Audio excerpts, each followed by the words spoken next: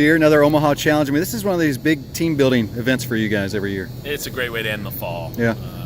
It's the first time a lot of these freshmen are exposed to Division I baseball. We work real hard in the field. We compete between the lines, but there's a mental side to this. There's a physical side to being a Division I athlete, and the Omaha Challenge takes all those physical and mental challenges and puts you to the test. And it's fun to see these guys compete. I'm pleased with the young group so far. They're doing well. You guys do a bunch of different activities as part of the Omaha Challenge. Do you learn a lot about these guys? You know, whether it's dodgeball or this activity here. I mean, well, one is just the ability to compete. Yeah. Who likes to compete? Who takes it? I mean, it's a dodgeball game or it's a tug of war, but still, something about competitors, winners, like to compete, and so you get to see a lot. I mean, who communicates? We talk a lot about communicating. Mm-hmm. Who's talking to their teammates? We just had a guy drop the sandbag on the wrong yard line. You got to talk to your teammates. Yeah. Who's a leader? You know, who can push guys? Who can get on guys? So you find out a lot, not just who's the fastest or the strongest, but there's a lot of other intangibles that you get through the Omaha Challenge. You mentioned a lot of young guys out here. How have they, I guess, adapted or grown in the program since they've arrived? Well, it's a sense of urgency. We don't have a lot of time. We got to get them ready. We lose a lot of these guys after their junior year. So, redshirting, putting on 20 pounds, like you see in other sports, we got to get them ready to play. It doesn't mean they're going to start day one, but we've had several freshman All-Americans, and we need freshmen to help us on the field, in the batting lineup, and of course on the mound. So, we feel really good about the older group, a lot of returners, a lot of talent. But the younger groups responded. They got a lot of accolades in the rankings, and we've challenged and pushed them. That those numbers don't mean anything. It's about what you do day in and day out, what you do between the lines. But they're doing well off the field. They're doing well in the weight room, and that's the whole goal of the fall: is to get the new guys together with all the returners, teach them the system, and get them ready to be one team. Come February. You like how they're coming together as one team? They bonding well? No, it's a great group. Yeah. We've had great leadership from the older guys. I feel as good about the older group as I've ever felt. For me to do the USA Baseball next summer, and it takes a lot, on your plate, that you have to feel comfortable. I trust this team. I trust the older guys. I trust the leadership, that they can help me navigate this team through a challenging spring, and my commitment to USA Baseball shouldn't affect it. But thinking of the team we had was a big factor going into it. Yeah.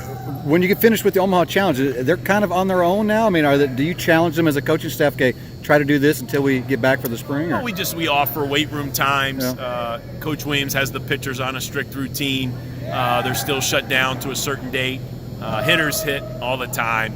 But we just got off the field last Friday, the Friday before Thanksgiving. So it's good to get off the field for a few weeks, put the baseball down, get after it physically, finish well in the classroom.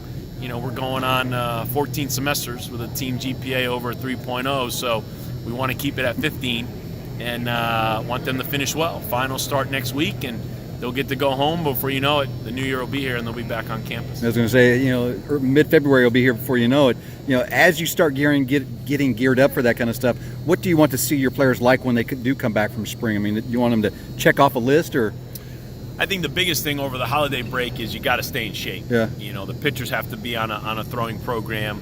All the position players and the pitchers have to be conditioning and making sure their bodies, their arms are ready to handle 2-3 hour practices, 3-4 hour games, and so the sooner they're ready, that's hopefully mid to late January, as you said, middle of February, those games count. So you don't want to use an excuse, well, we're not as ready as other teams, because one team will win and one team will lose. So we always hope to come out on the positive side, but we're already within our 100 days, our 101 ways to Omaha. So I tell the team, once you're getting that every day, that means now there's about 80 days or so till our first game. Wow. So every day they're getting a text from us, and that's a reminder as the season is right here. It's right around the corner. It's going to be here before you know it. With spring and having the need to fill so many holes, are you starting to figure out, okay, maybe I'm going to plug this guy in here, maybe plug this guy in here, or do you want the competition to continue until spring? No, we have a lot of returners in the lineup. So there's a few spots on the field. Guys are competing at second base. Guys are competing in center field or right field. The catchers are competing. But even just because you have an All-American at first or another position, you still have to have another guy ready to go. And that's usually a young guy. So you're trying to get everybody ready on the mound.